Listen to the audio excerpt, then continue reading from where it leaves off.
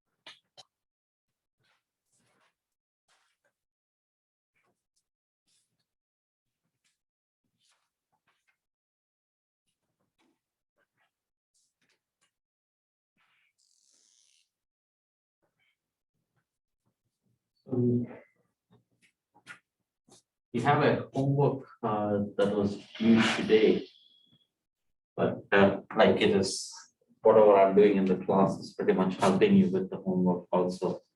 So I'll be able to finish that today, so it's okay if you can submit it on Thursday too if it is not ready. This was earlier 15.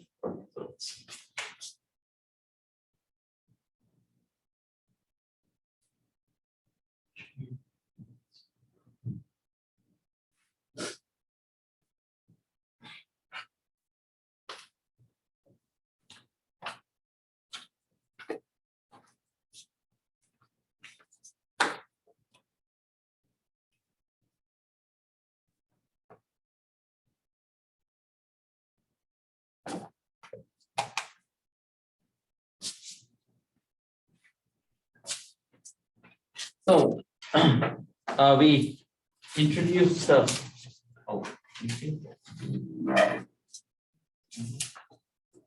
we introduced the idea of relativity. Basically, the idea is principle of relativity, where we say that if we consider frames which are going with uniform velocity, like that is the generalized theory is in the sense that the frames need not be going with uniform velocity. They could be accelerating, they could be having any motion if you want to. But if we constrain ourselves to all, I'm moving with uniform velocity, you're moving with uniform velocity, but we might be observing something that is accelerating, that's perfectly fine. It's not that we are not talking about acceleration. We do talk about acceleration, all Newton's law. It's just that the respective frames are going with uniform velocity. So that's what is special relativity. And we learned that space and time, in a sense, has a connection. The time can be treated as a fourth component of space, and under Lorentz transformation, there is a lot of generality in these kind of transformations. So we pointed out that, or we defined what is called 4 vector. Under Lorentz transformation, always look for a quantity which has 3 components plus a 4th component whose magnitude remains the same. So CT, so X alpha is C times T. Excellent. So this is the 4th component of positions, and this happens in such a way that X alpha, that means to say multiply this with itself, with CT multiplied with minus of CT. So this is CT multiplied with itself, but the itself is having a negative sign, so the time gets a negative quantity plus X dotted with X. This quantity will remain the same in every frame. That's the basic idea of relativity. Position, if you measure like any distance, if you measure, it may not remain the same. Time may not remain the same between observers, but this quantity will remain the same all the time. And based on that, we defined the construction, the infinitesimal statement of this will be that the x alpha is equal to minus c square dt square plus dx divided with dx. And let's call this minus ds square. And this immediately leads to the idea that ds is, or ds square is c square dt square times gamma square. So gamma. By gamma. Oh, it is Divided by gamma. divided by. Good. So let me write it here. Thank you. Good. So gamma is 1 over 1 minus beta squared, and beta is b over c. Right? It's a vector. So basic idea here is that gamma is equal to c dt over ds. Right? That's another way of looking at it. Good. Thanks for pointing out. And we immediately said, okay, if that's the case, what about for velocity? So that was the summary. Okay, so velocity itself is the same old velocity, v. But can we construct some fourth component in here and define it as u alpha? Right. Is that something like that? And it is there. And the interesting part is that this is gamma c times gamma. And again, if you can measure velocity in whichever frame, they will come out different. Gamma will come out different, but this combination u alpha will always be the same. And it comes out to be minus c squared. In fact, it's the speed of light itself. And this is defined, like how did we construct it? We did not really build it like this. We said u alpha is c times dx alpha over ds. That's how we started from here, showed that this is equal to this.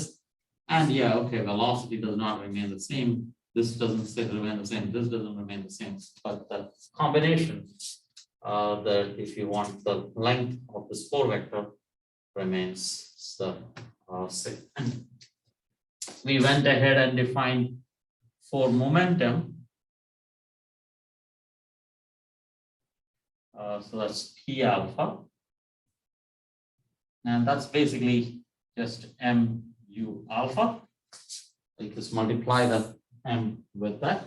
And if we were to use this structure here, so that's mc gamma, and we have mb. That's here. For momentum, again, the same idea. This is defined as a momentum. Momentum, if you measure in different frames, they will not match. This is the energy, they won't match.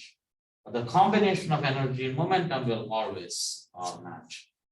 So this is by definition, if you want, by construction or definition, that's your. So this is energy. This is the definition of energy in relativity, and this is the definition of momentum, including the gamma. Classically, it is just mv. Now it is having a gamma associated with it. Oh, we need to move it correctly. Sorry about that. Okay. So that's for momentum. And again, it is good to know what is P alpha, what is the quantity that is invariant. P alpha, since u alpha is minus c squared, so this is just minus m squared, c squared. That remains, that's it. And this is the idea. So this implies that minus e squared over c squared plus p dotted with p is equal to minus m squared c squared, because I can do the same thing from here. So that's here. energy momentum relation. Like energy doesn't remain the same in different frames. Momentum doesn't remain the same in different frames. But that combination, energy squared minus T squared, remains the same in every frame. Okay, that's great. So now we have momentum. So next is, of course, acceleration. Right? So we define 4 accelerations. And again, our goal is, like, acceleration doesn't change its meaning. It is going to be dv by dt, derivative of velocity with time. But our goal is, okay, what is a quantity that remains the same in every frame? Something which has the properties of acceleration, but remains the same, is independent of the frame that you measure. That's our goal. So first we define something like this. So let's say A alpha is defined as derivative of u alpha with respect to s, right? Not with respect to time, with respect to s. And since we want the dimensions of acceleration, this has the dimension of velocity. This has the dimension of ds, has the dimension of c times dt. So you want to multiply by c so that this has the dimension of acceleration. U alpha is down here. So first thing always you do in this case is that instead of working with s, start working with time, right? So make a chain rule. So it is c dt over ds and d by dt of u alpha, but u alpha is, let's just write u alpha at this point. So switching from proper time to the normal coordinate time. ds by dt, c dt by ds is gamma. So I can put this as gamma. So it's gamma times d by dt. And u alpha is c times gamma.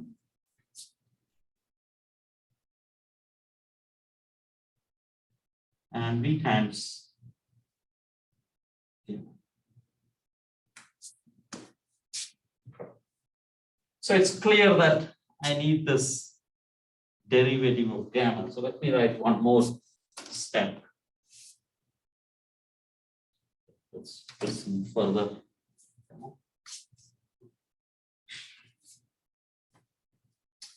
So acceleration A alpha is equal to operate this like basically this is, let me write C gamma E gamma by dt. So that's this expression here. And the spatial part is when I take the derivative, I can either hit the velocity here or there is gamma, derivative of gamma. When I take the derivative with velocity, that's acceleration. That's my usual acceleration. So that's equal to acceleration, normal acceleration in a particular frame, gamma square, and then we have plus v times gamma e gamma by dt. That's fine. Acceleration, if you want. Again, acceleration shows up as a term inside this spatial part. So this is not expected to remain the same in different frames. But this combination somehow is going to remain the same, right? So that's our goal. So we will see how we can manage with that. Okay. So what we can do is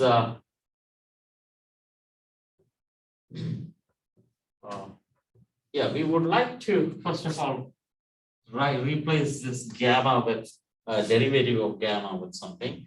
And for that purpose, last time we argued that since you have u alpha is equal to minus c squared, right?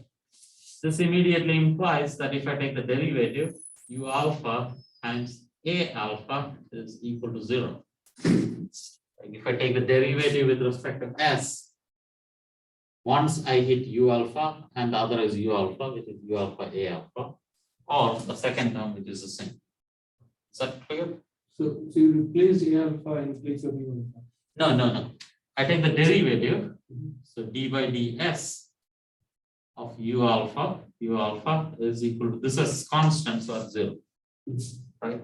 Here I can either hit U or this U or that U. So this is du alpha over ds times U alpha plus U alpha times du alpha over ds. That's 0.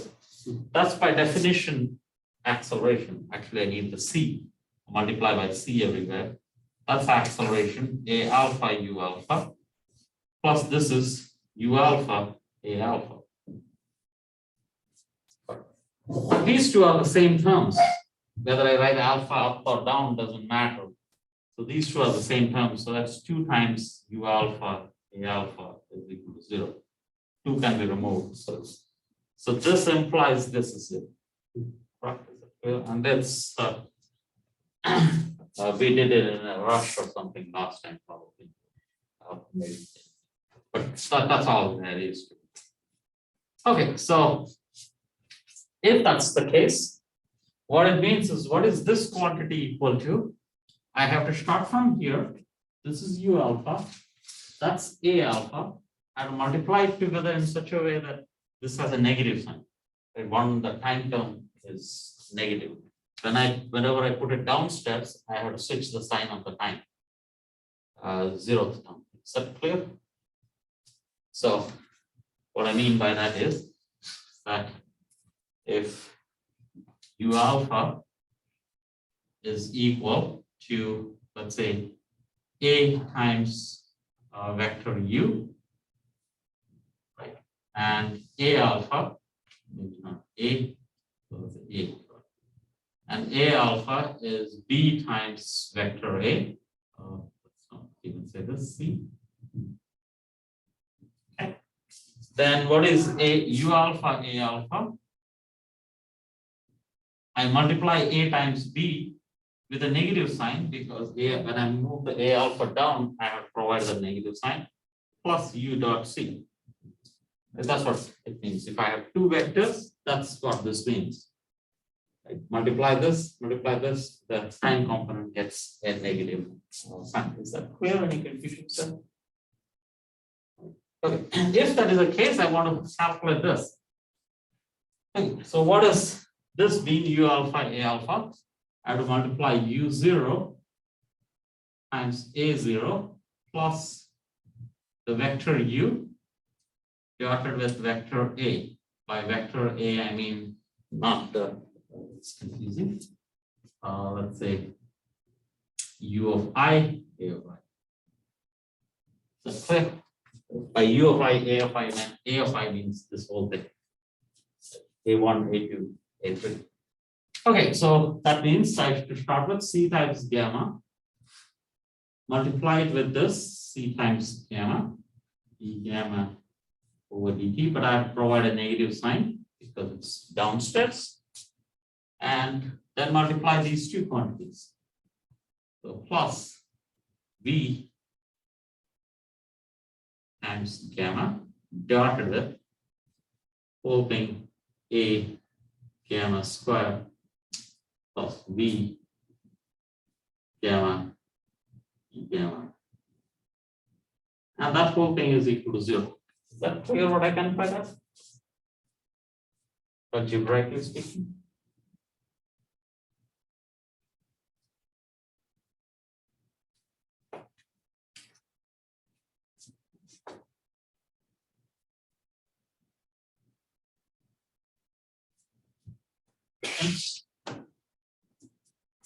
Yes. You might have already said it, but where did you make U alpha A alpha equals 0? Oh, why? Yeah. Oh, what I did was I took the derivative of this with respect to S. Okay.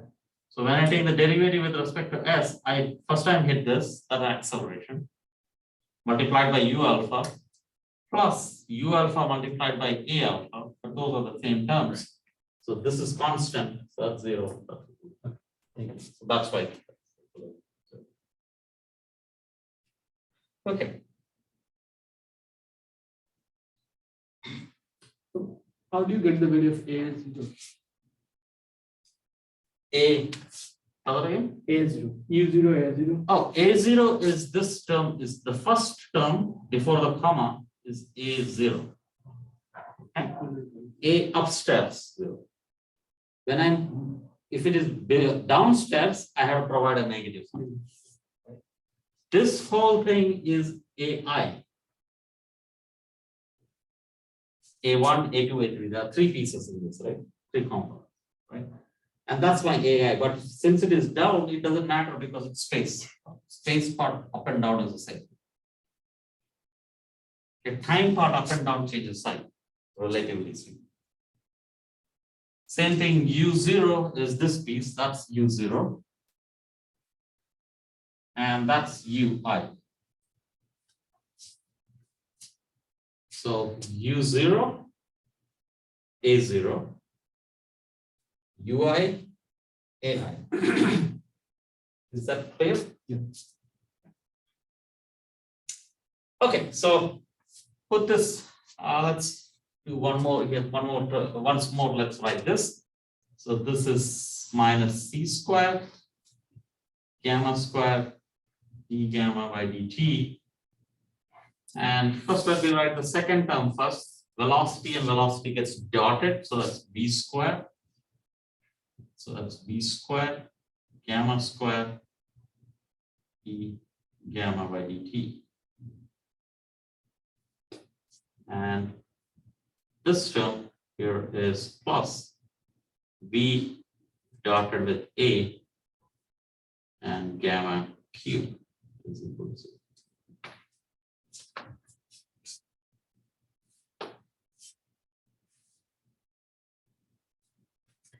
Divide it out by VC square if you want. That's C square, and that's C square. And that is nothing but beta square, right?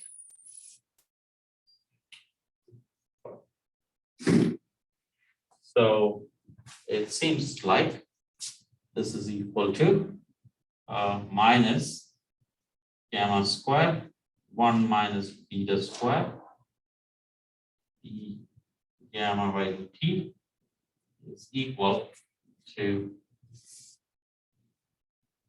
plus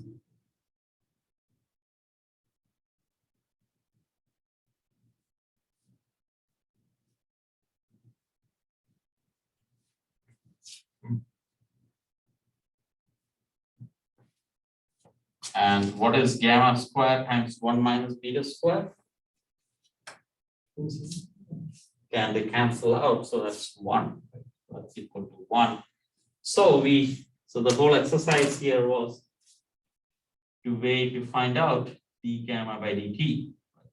So that was coming in the expression for acceleration. So apparently the derivative of gamma with time is velocity dotted with a over c square times gamma cube.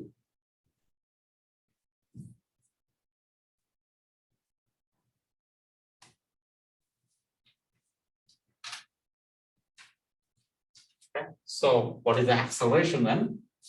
Substitute this back. So acceleration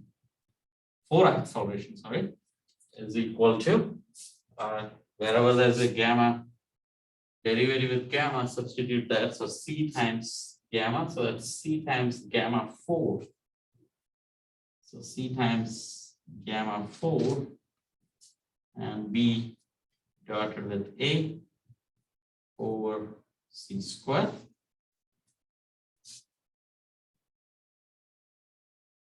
Right. The dimensions of v and c square cancel out and there's an acceleration remaining. So dimensionally it matters. And the spatial part is a times gamma square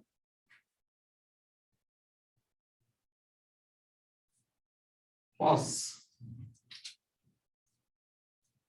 v times this quantity here, so it is v times v times, yeah, so it is v times B dotted with A over C squared. 1. And there is a gamma 4.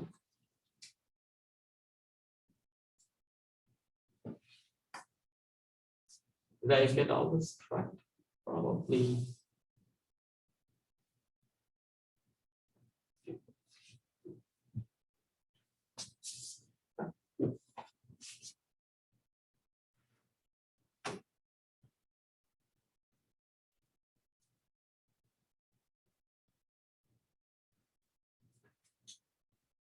So again, what was the motivation for all this? We are asking, okay, it's useless to measure acceleration because it's not a Lorentz vector. What should I measure instead of acceleration so that it is independent of the frames? In whichever frame I go, it should be exactly the same. And what should I measure? It is the A alpha, right?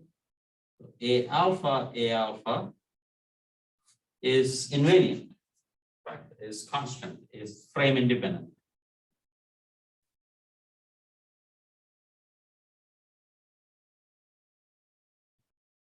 So basically you say it's a Lorentz invariant.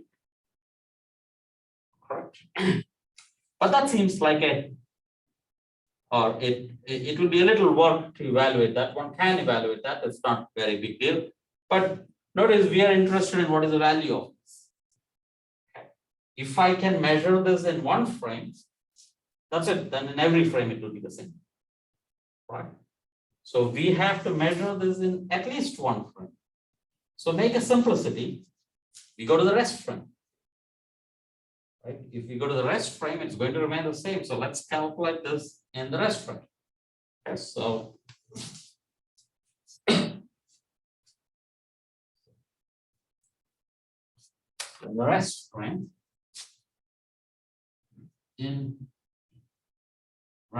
frame, that means B is equal to 0. We set B equal to 0.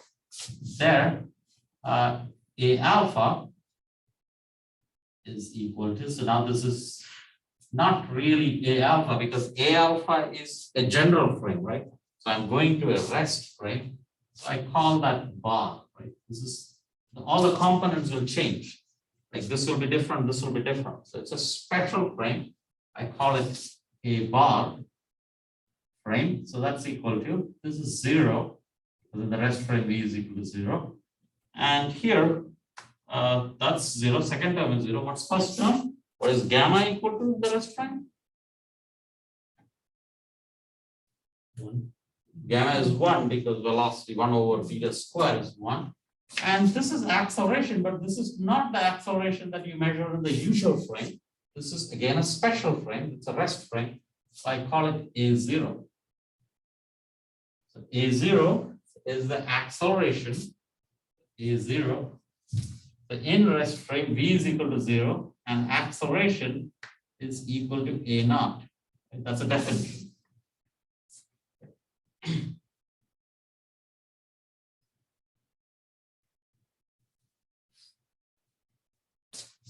And it need not be, this could be an instantaneous thing. You may not have a permanently, like every time you go from one point to the other point, you might have to keep changing frames.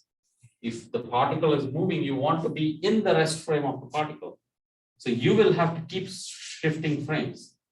If the particle is going with constant velocity, then you're good. You keep going in the same frame. But if the particle accelerates a little, then you have to jump to the frame too, right? If you want to be in the rest frame. If you don't want to be in the rest frame, then it's okay. But if you want to be in the rest frame of the particle, you'll have to keep jumping frames from one to the other. So that's why often you will hear the term that you have to keep moving the frame as the particle goes if you want to be in the rest frame. And typically rest frame has a lot of advantages like simplicity, right? This calculation becomes simple. Right?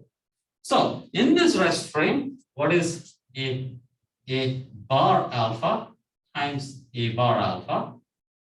That's equal to, this is 0.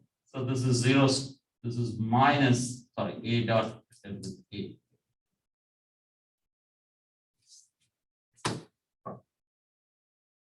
Is the acceleration 4 vector a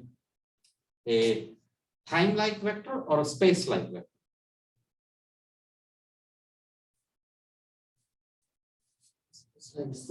It's a space-like vector because in at least one frame it is space-like, so it will stay space-like in every frame. So it will always be that the space is larger. So this quantity is going to be Lorentz invariant. It doesn't matter which frame I measure this in. So this is also equal to A alpha, because this is Lorentz invariant. This quantity I measured in the rest frame, but it doesn't matter. This is going to remain the same in everywhere. Right? Let's define this quantity A0 as the square root of, it's the magnitude of A, right? A0 is the magnitude of A, basically square root of that quantity, which will be equal to square root of A alpha.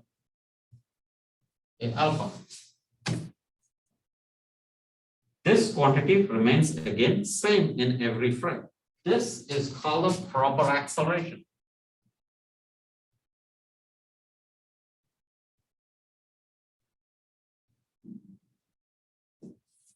So what should you measure for a particle which is frame independent? Measure the acceleration in the rest frame of the particle at an instant, and that will remain the same. The magnitude of that quantity will remain the same in every frame.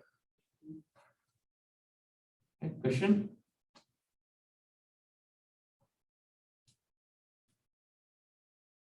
So you mentioned that if I'm in the rest frame, I have to change reference. Yes. So should I repeat that? Let's okay. So in the rest frame, v is 0, but acceleration need not be 0. Is that clear? V0 means my velocity is 0, the particle which is moving is. With respect to you, so there's a particle going, let us say that you throw a ball up in the air, right? So you throw a ball up in the air. In your frame, this always has a velocity, right? Except at this point, right? At that point, velocity is 0, right on the top. But is the acceleration 0? It need not be, right? Usually, if it is gravity, it is minus g, so it is not 0. So velocity equal to 0 doesn't mean that acceleration is equal to 0. But that is only at that instant. If you wait for 1 second, it will be somewhere here, it has a velocity. But you say that, no, I want to actually talk about this, I want to be in the rest frame of the particle. So I have to say that, okay, now whenever, so at this instant, this has some speed here. I will go to the frame which is going with that velocity, right? But if it is only at that instant that will be at rest. If you wait for another moment, it has gone to another frame. But you say, oh, I also want to catch up. So you move to the next frame. Next frame in the sense, if you put a lot of frames with different velocities next to this, at each point there is a frame where it will be. At each moment, you can be in the rest frame. Is that clear? If a particle was going with uniform velocity, that's easy. Then you sit in one frame and, oh, it's at rest all the time. But if a particle is accelerating or it's not moving with uniform velocity, then you have to keep switching frames if you want to be in the rest frame of the particle all the time. You don't have to, it doesn't matter. You don't really have to stay in the rest frame. But sometimes you might be interested in what is the same as far as acceleration goes, what part of the acceleration is the same. So at least at one moment you want to go and calculate what is the proper acceleration. And proper acceleration doesn't have to be the same all through. Right? It will keep changing. For a complicated motion, a proper acceleration of the particle will keep changing. But we can talk about a particle which is moving with proper acceleration all the time, constant proper acceleration. That it's like saying that a particle has a general acceleration in Newtonian physics. But there is a very special case where a particle goes with uniform acceleration. That's a very interesting problem. That's what happens to a ball when it is thrown. Similarly, we can talk about a very special case in relativity where a particle is going with uniform proper acceleration. So its proper acceleration remains the same at every moment in time. And then we can ask what is that equation correspond, and that we will do very soon. But currently we are just discussing the acceleration, and that is the idea of proper acceleration. Clear? Any questions? Okay, so that's proper acceleration, and we can come back and interpret a few things, or actually, I think that's part of the homework, right? So I think I can leave that as a homework. Yeah, so we have acceleration given in this form, and we have proper acceleration defined. Next is we have mass acceleration, and we should define a force, right? So that we can actually put the complete Newton's law together, and then we can solve some problems. Right? First, easiest thing is, let's say force is 0 or force is constant. Those are the things we can work with. So next is of course for force. Right?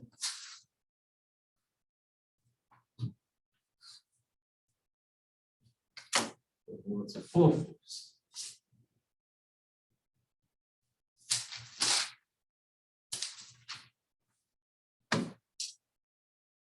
And for force, you will define F alpha will be defined as the derivative momentum. So we have dp alpha with respect to ds, and again we want to give it the correct dimension. We put a c there.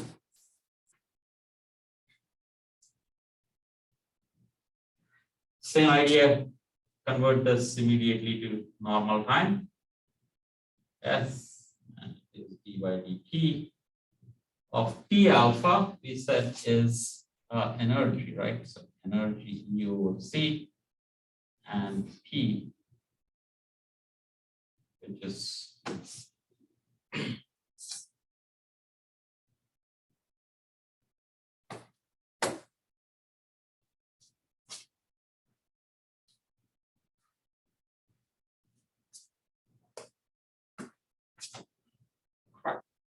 this is gamma. So we have gamma.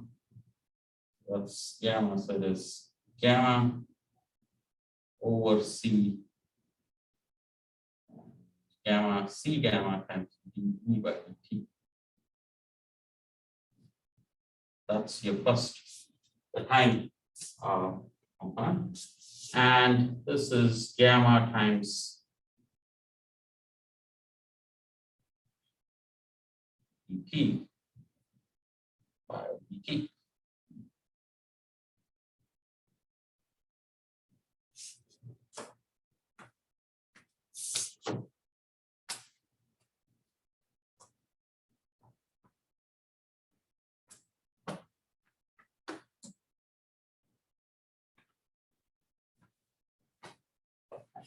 And this is what is defined as a force.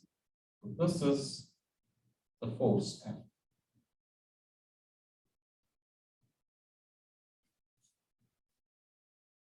Force.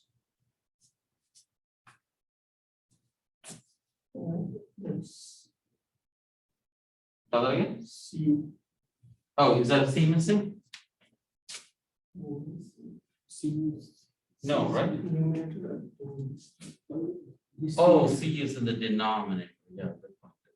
Thank you. So dE by dx is the force, right? Gradient of energy. So dimensionally speaking, this is the distance. Energy with distance is usually dimensions.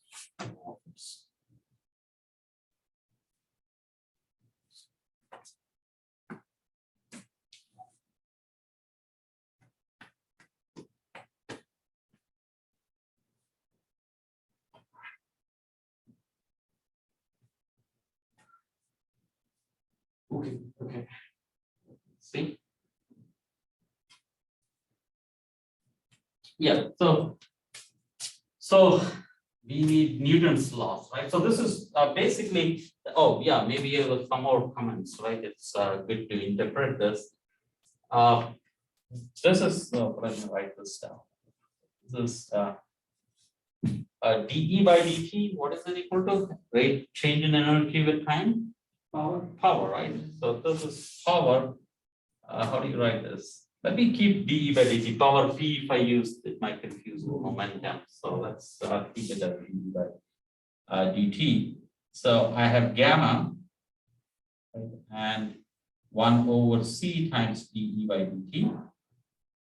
And this is gamma times force. So power and force are related, exactly like energy and momentum are related. So if you measure the force in one frame, they won't match. If you measure the power, power is important, right? We talk about how much energy is being consumed, like electric bill, right? It is measured as power, right? How much kilowatts of energy you use.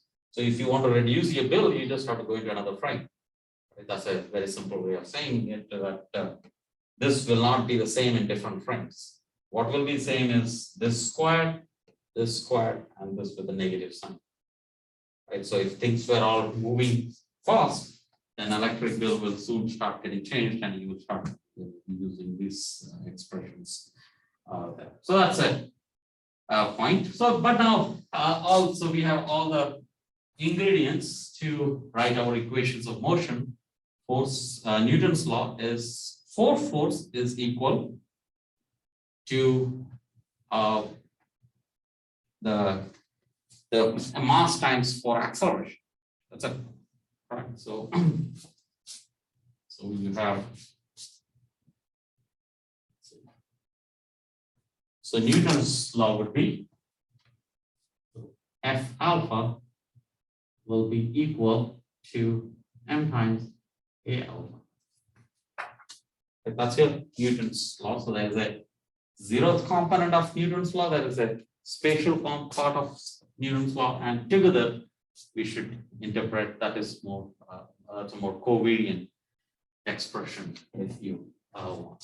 So let's see what are they equal to. So here it is gamma 1 over c, change in energy over time, and next is gamma times force,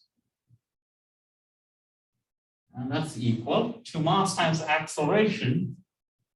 So that's mc,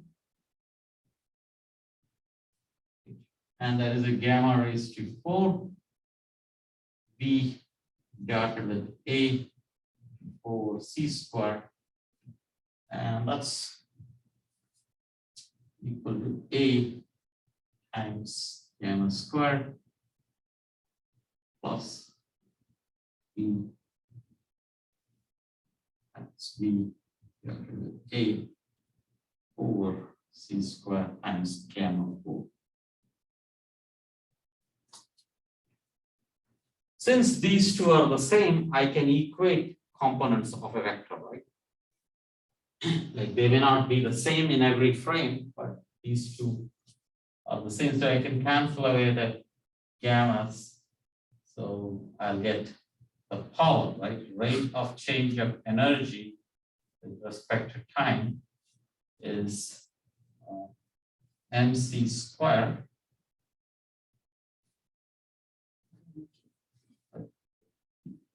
mc squared gamma cube and b dotted with a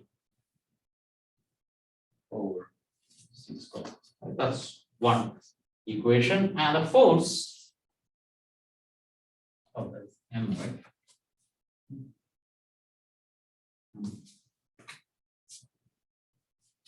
Force is equal to mass times acceleration times gamma So that I have to get rid of one of the gamma, right? It's gamma plus m times b times b divided with a over c squared times gamma cube.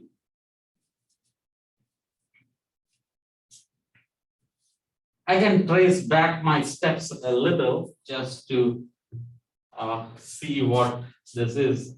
This is just for consistency. We don't, I mean, this is sufficient at this point. And that is to say that I can identify this as d gamma by dt. Right? Remember somewhere here we did this. This is d gamma by dt was this. So that tells me that this is equal to d by dt of m v gamma. When I hit v, that's acceleration. When I hit gamma, I get this, right? Which is the same as saying that dp by dt, right? So this is the same as dp by dt. The relativistic momentum with respect to questions. I think you mentioned it earlier, but I am trying to confirm again. So, in which scenario you use this secret? Equilibrium four vector scenario. Which physical scenario you use the Newton's law? If you were to talk about an electron moving in an electric field, right? So let's say, in principle, anything, but everything you have to use this. This is the correct one, right? But let us say that. Okay, so then can I use this in a practical scenario? Yeah, let's do a capacitor, right? So let's say a capacitor, right? And let's say there is an electric field, right? And this electric field is, let us say, in the z direction, and you want a number. So typically 10 raised to 4, right? 10 raised to 5 is good enough. Right? During lightning, right before lightning, this is 10 raised to 5, 10 raised to 6 Newton per coulomb. Right? That's an electric field, and let's say there is an electron that is moving, and then you will say F is equal to ma. So that's q times e. That's your mass times acceleration. Right. Let's use Newton's law. So so acceleration then is QE over m. Correct. And let's say it starts from rest. Right. Inside of this capacitor, it starts from rest and it will pick up speed. Correct. So the speed will be equal to v.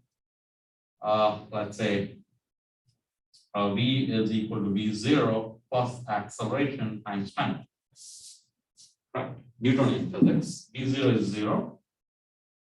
Acceleration is q times e over m times t. Correct. And yeah, so now let's say you tell me in 1 second what is its velocity. Calculate. Let's say this is an electron. Calculate the velocity of the electron after 1 second.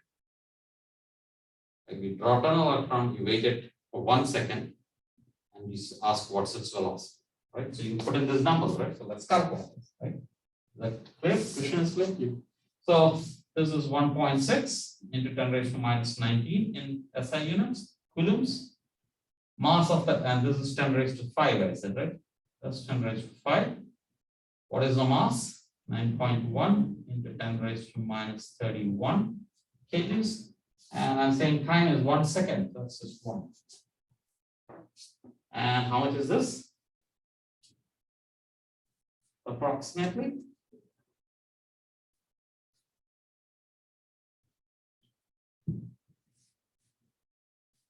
That's about 10 raised to 17 units, meters per seconds. So that's good. Is there any problem there? Is it a problem? If you get this as an answer, do you bother? It's high. How high?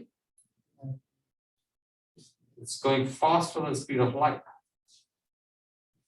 Right? Speed of light is 10 raised to 8. Okay. So this cannot happen. So an electron within 1 second, right, in just a normal lab setup, right, will pick up the speed of light in 1 second. Obviously, it doesn't pick up the speed of light. So if you want this motion to be analyzed, relativity. Right. So now we have to talk about, okay, uniform electric field, uniform motion, and we will talk about those. I mean, probably in a homework problem or at this stage, we can analyze. We just have to put Q times E inside for this force, and we can do this. Okay. So let's do this problem. Let's do this problem. But I have to build it in a certain way because I have to say that it's actually uniform, right? Yeah. So let's begin. Yeah. But the motivation should be clear, right? Why do we need this? Because we want to analyze this. Okay, so I say, so now that we have these equations, let's talk about.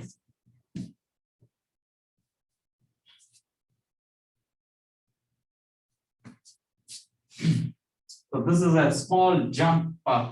See, we haven't really clarified yet that this force is Q times E, but I think if you accept that force is actually the Lorentz force, indeed works for relativistic case also. As a small, it's not really proof or anything. You can show that Maxwell's equations are relativistically covariant. You can fit the whole Maxwell's equation properly, and we will do that next time. So I would have, ideally speaking, gone there and then come back to this. But let's jump a little, go and say that there's a particle which is having a force which is Q times E, and let's say it is in the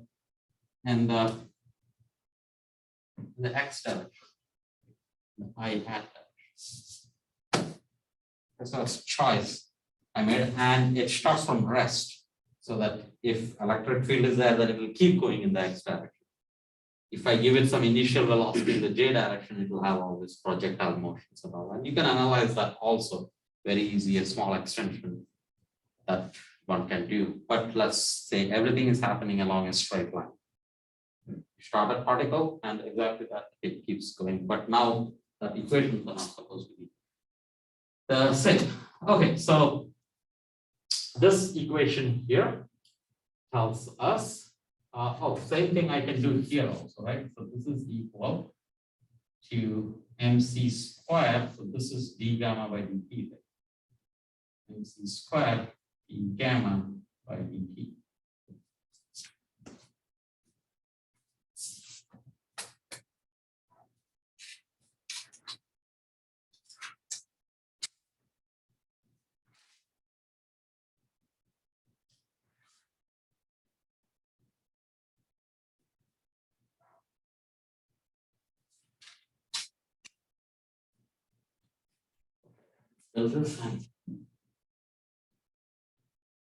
Okay, so that's your force, and everything is happening in one direction. So I would say my equations of motion are d by dt of m doesn't come into picture, right? Oh, it does probably. Yeah, let's see. mv gamma is equal to QE.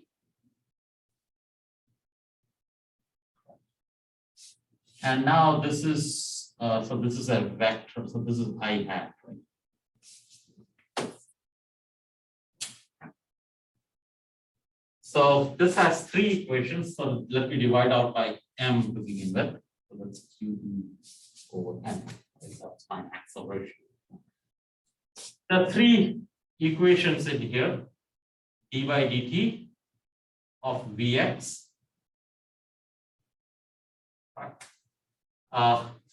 times gamma is equal to, let's call this acceleration A0. Right? So this is the rest frame. So I should say electric field. When you say, yeah, those are the challenges that comes up because I jumped here, right? Electric field also changes from frame to frame, in one frame to the other frame. So we are measuring this in the rest frame. So that's the proper acceleration field. Like there's a frame in which this remains the same in the magnitude of this quantity remains the same in every frame. Proper acceleration remains the same in every frame. Okay. So that's A0. And then there is d by dt of Vy times gamma is equal to 0. And d by dt of Vz times gamma is equal to 0. Change that. With me? If this is 0, that means Vx, Vy, and Vz are 0. That's all it means. Right? So Vy is equal to 0. Vz is equal to 0. And initially, if you start with a y component of the velocity 0, so there is no motion in the y and z. So everything, so this means that gamma, so this implies that gamma is actually 1 over 1 minus 1 minus Vx squared over c squared. So there is no Vy squared.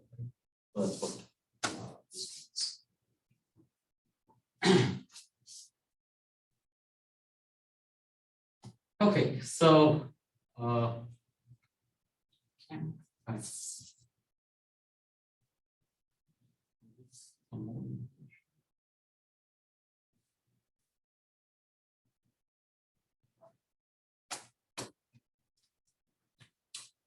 okay.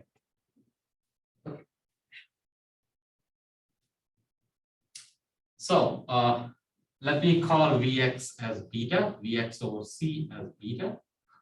Right? That's an x component, and that's divided by c and divided by c. So I have d by dt of beta, so it's a one variable problem now, gamma is equal to a naught over c.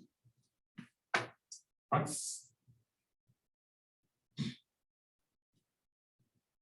And remember, beta changes with time. We want to talk about the motion of the velocity. So that's the velocity as a function of time. That's what we are solving for.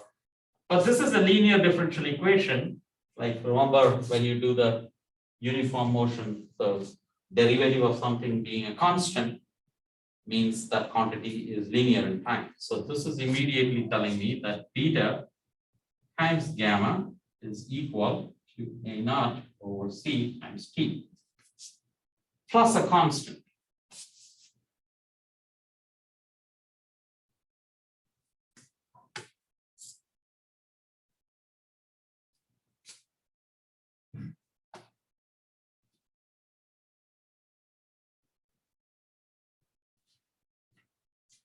Right. Let's say at t equal to 0, it's at rest. That's what we said, right? We want to start from rest. Let at t equal to 0, beta at t equal to 0, b equal to 0. So that immediately means that t equal to 0, beta equal to 0. That implies that the constant.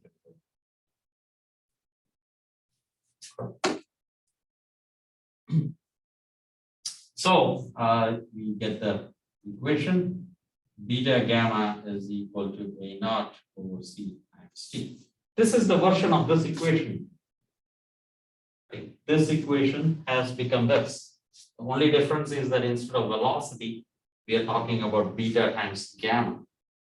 So that's the difference. Now beta times gamma behaves like the normal velocity. Okay, so but we are interested in position, right? We would like to know if this was a normal particle, a Newtonian particle, this would have gone like a parabola, right? In time, it would have gained time like t squared, half at squared. Right? if you do this, x will be equal to v naught t plus half at squared. Right? That's what would have happened. Velocity is 0. So this would have been a parabolic motion.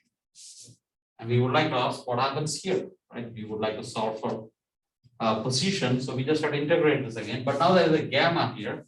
So let's see, this equation is not for beta. This is for beta over 1 minus beta squared. That's equal to a naught over c times t. That's what we have. So it's not.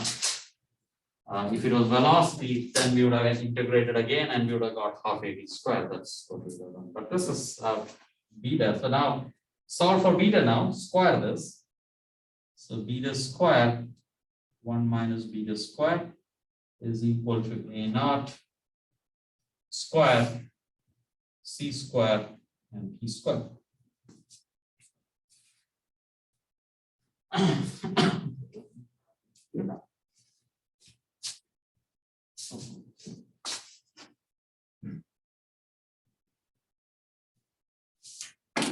Let's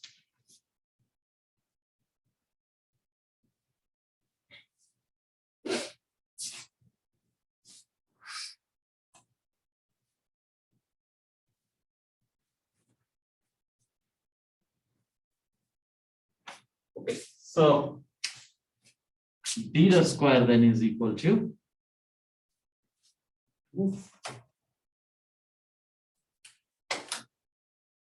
beta square is equal to a naught square c square p square minus a naught square c square p square beta square. Just multiply out on the right hand side. Bring this beta on to the left. So this is beta square times 1 plus a naught square c square p square is equal to c square p square. So beta is equal to, divide this out and then take a square root.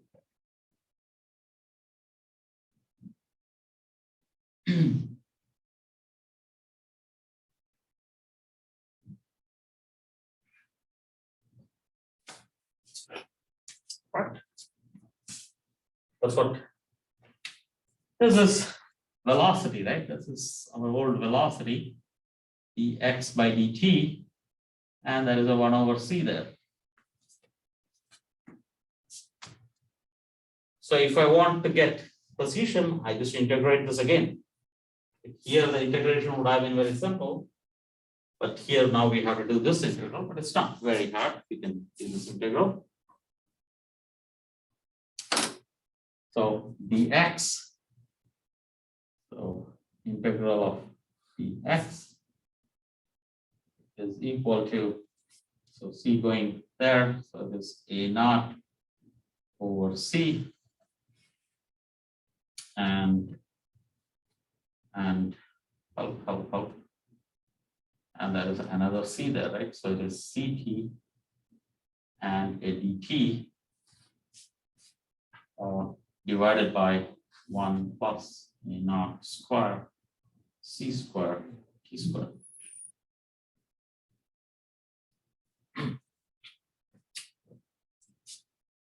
So x as a function of time is equal to, so there's a plus constant. I'll bring the constant to the left.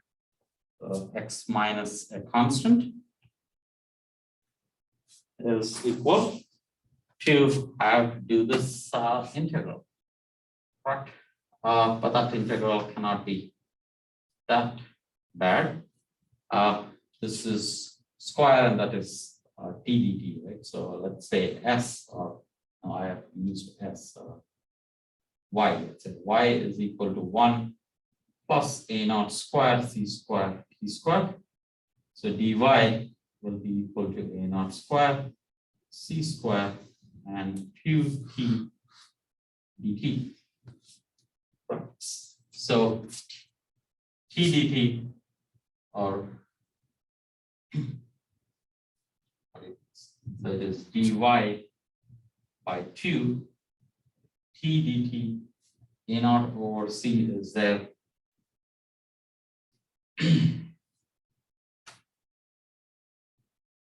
So it is C over A naught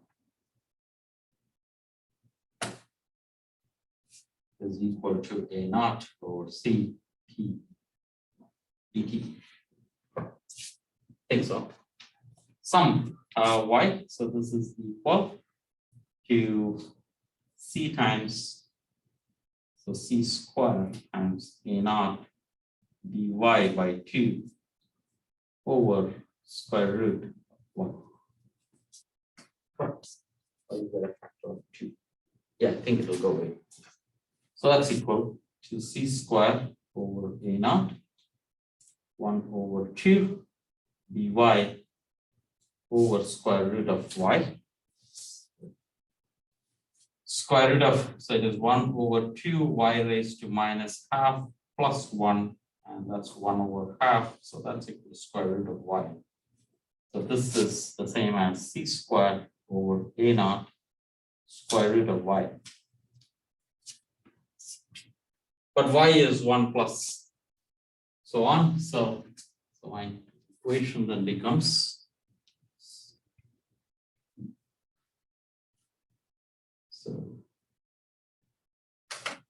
my equation becomes x minus a constant, integration constant. Y is this quantity here, so this is C squared over A naught times 1 plus,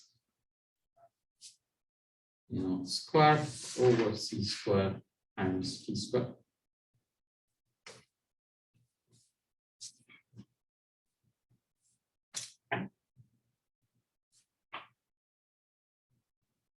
So, any questions at this stage?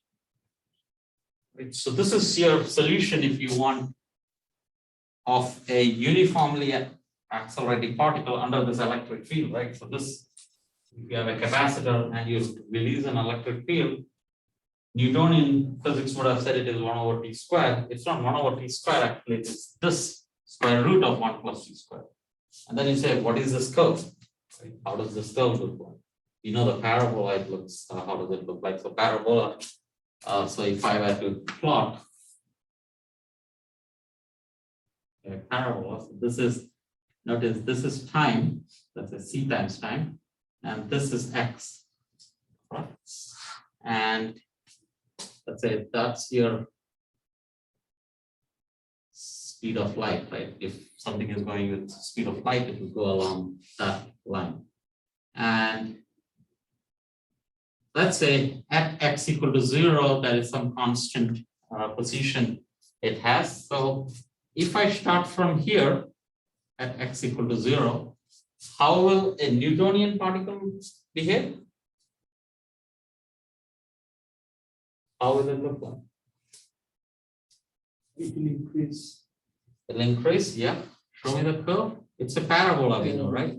So x is equal to, let's say, x minus x naught is equal to half at squared, right? This equation. So at t equal to 0, this is x naught. That's x naught. Okay. X is x naught. So how does this look like?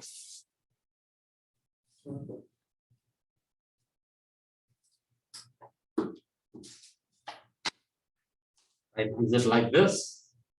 Like this? Like this. Like this, correct? So it should be like this. Right? And what's the problem with this? You already said that this will go faster than speed of light, right? Where is it going faster than speed of light? After this point, so there is a tangent here.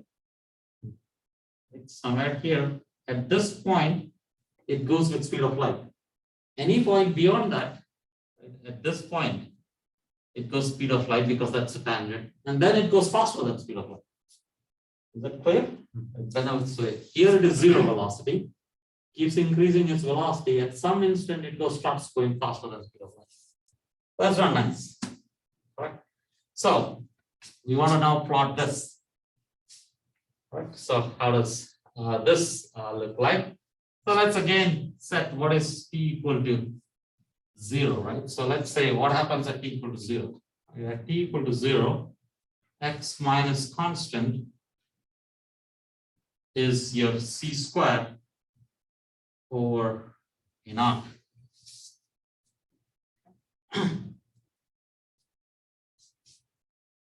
Just for convenience, it's not really necessary. Just for convenience, let's choose that x is equal to this at t equal to 0, right? So then constant is 0. So let at t equal to 0, let x be equal to c square over a naught. That's a choice I made. It's like saying I said x equal to x naught. Right? And so this is your x naught. So this implies that constant is 0. And this is your x naught. Does this have the dimensions of distance? Yes, c square is distance square over time square. Acceleration is distance over time square. So it does have the dimensions of position. Okay, so that's your x naught. So let's go back and substitute this in here. So it's x.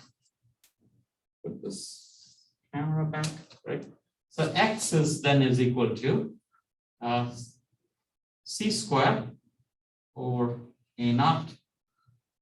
So let's so that's your equation, right? 1 plus a naught square or c square t square. Before I do anything, for some value of t, so we already saw this, right? For small t's, so very close here, as far as I'm not going faster than light, somewhere here when it is going very slow, it's expected that it should behave like Newtonian particle. Right? For small velocities, Newtonian physics should be fine. So for which says that the time should be very small. So I have to go very close to this. So let's say t is really tiny in that case. So we will see what it is. So let's say that a naught over c times t is very much less than 1. Okay, this is just an approximation I'm making just to understand what this curve is. Right? So t is very much less than c over a naught. And a naught is QE over m, right? And the rest prime. So you choose that quantity to be really small. It has to be really small because you want to beat this 10 raised to 17. So you'll have to talk in terms of 10 raised to minus 14 seconds and all in this frame. And electron really picks up speed very quickly. Okay. So that's, in that case, you can binomially expand this. So it's c square over a naught. And then you can expand binomially. So it is 1 plus half times a naught square over c square times t square, and that's higher terms. Is that clear? Yeah. And remember, this can act as two things, right? This is x naught and this is c square over a naught. So this is equal to x is equal to x naught, the first term, plus the second term, c square cancels out, and you get exactly half a naught t square, which is good. Right, so this equation, whatever the solution is, or this equation here, its solution is the usual Newtonian. But what is it exactly? This, for this, let's process this, right? So let's put this on the other side, correct? Or here itself, like, so this is now the limits are coming out correct. So let's expand this out. So this is x squared is equal to, so now we are doing precise.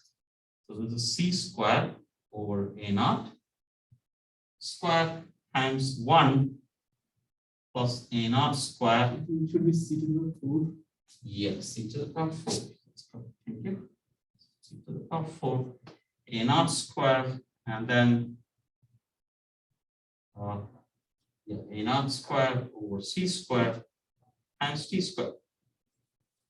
That's the equation. And this is a naught square cancels out in the second term. And so this is the same as c raised to 4 over a naught square plus c square t square. And that's the same as saying that this is x squared minus c square t square is equal to, this is x naught, right? So x naught square, right? This is a Lorentz invariant quantity again, right? So in rest frame, it is at t equal to 0, it is x naught. So at t equal to 0, it is x naught. What is this curve looks like? Do you guys know? You've talked about this a little. This is a hyperbola, very good, which passes through x naught. And for a very large time, this will dominate, it is linear. So this is actually, this is the Newtonian part. This actually goes like this. And this will hug the speed of light. So it will never go faster than light. So an electron does not take this path. Instead, it goes hyperbola. So this is hyperbola. This is parabola.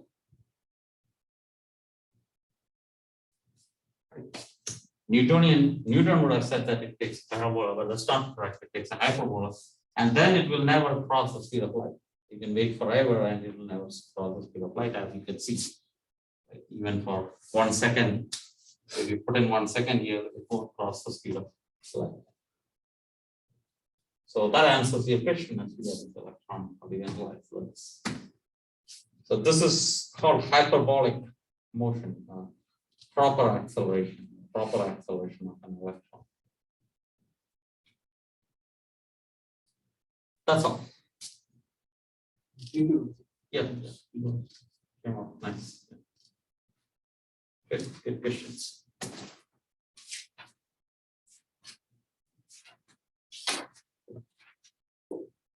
Other question is that, yes, in material or some context, I found the word phase. In a particular scenario, the phase changes. I mean, there's a transition